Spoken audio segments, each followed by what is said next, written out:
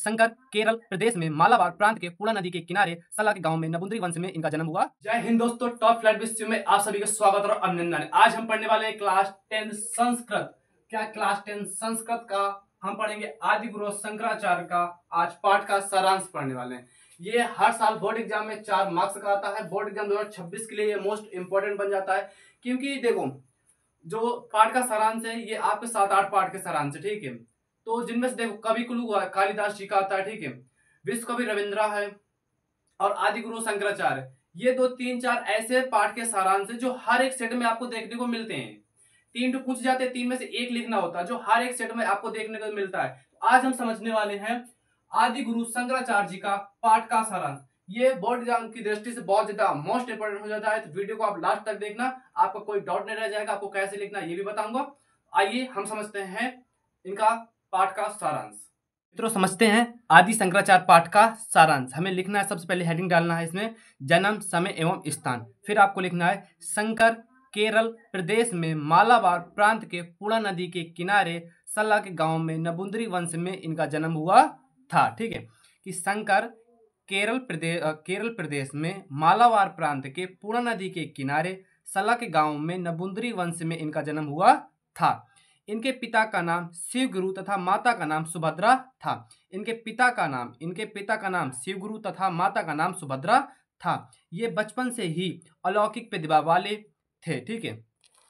8 वर्ष की अवस्था में वेद वेदांगों में निपुण हो गए थे। पिता की मृत्यु के बाद वे संन्यास लेना चाहते थे, किंतु माता की आज्ञा के बिना उन्होंने ऐसा नहीं कर पाए, ठीक है। आपको एक बार और समझो कि शंकर केरल प्रदेश में मालाबार प्रांत के पूर्णा नदी के किनारे सलग गांव में नबुंदरी वंश में इनका जन्म हुआ था। इनके पिता का नाम शिवगुरु तथा माता का नाम सुभद्रा था। ये बचपन से ही अलौकिक प्रतिभा वाले थे। 8 वर्ष की अवस्था में वेद वेदांगों में निपुण हो गए।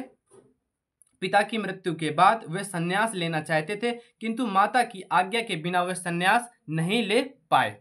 हमें दूसरी हेडिंग डालनी है परमात्मा के अवतार या भगवान के अवतार। हमें दूसरी हेडिंग क्या डालनी है? परमात्मा के अवतार या भगवान के अवतार, ठीक है। परमात्मा के अवतार में समझो, यह भारत भूमि ऐसी है, क्या यह भारत भूमि ऐसी है जहां समय समय पर दुष्कर्मियों के विनाश और सज्जनों की रक्षा के लिए रामकृष्ण आदि के रूप में भगवान अवतार लेते हैं। देखो, यह भारत भूमि ऐसी है जहां समय समय पर दुष्कर्मों के विनाश और सज्जनों की रक्षा के लिए राम कृष्ण आदि के रूप में भगवान अवतार लेते हैं। इस समय कलयुग में भी वैदिक धर्म की रक्षा के लिए भगवान शिव शंकर के रूप में धर्म की पुनः प्रतिष्ठा की, क्योंकि अशोक आदि राजाओं के बल से लोग वेद मूलक धर्म का विनाश कर रहे थे। देखो, दोबारा समझो कि परमात्मा के अवतार में क्या लिखना है। आपको लिखना है कि ये भारत भूमि ऐसी है, यहाँ पर समय समय पर दुष्कर्मियों के विनाश और सज्जनों की रक्षा के लिए भगवान राम और कृष्ण ने अवतार लिए। वैसी वैदिक सभ्यता की रक्षा के लिए भगवान शिव जी ने शंकर आदि गुरु शंकराचार्य के रूप में जन्म लिया और राजा अशोक और उनके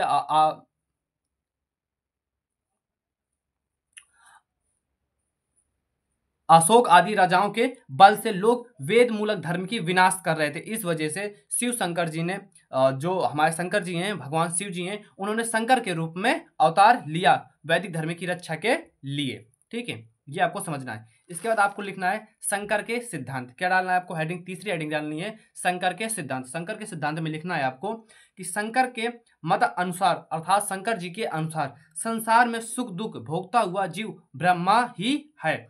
मतलब जो भी व्यक्ति सुख दुख भोगता है संसार में, वो केवल ब्रह्मा ही है। दोबारा समझो, शंकर के मत अनुसार संसार के सुख दुख भोगता हुआ जीव ब्रह्मा ही है। चौथी हमारी हेडिंग है विश्व बंधुत्व की भावना। विश्व बंधुत्व की भावना, ये हमारी लास्ट और अंतिम हेडिंग है। 4 हेडिंगें आपको लिखनी है, ठीक है। समझो कि शंकर ने संन्यास लेने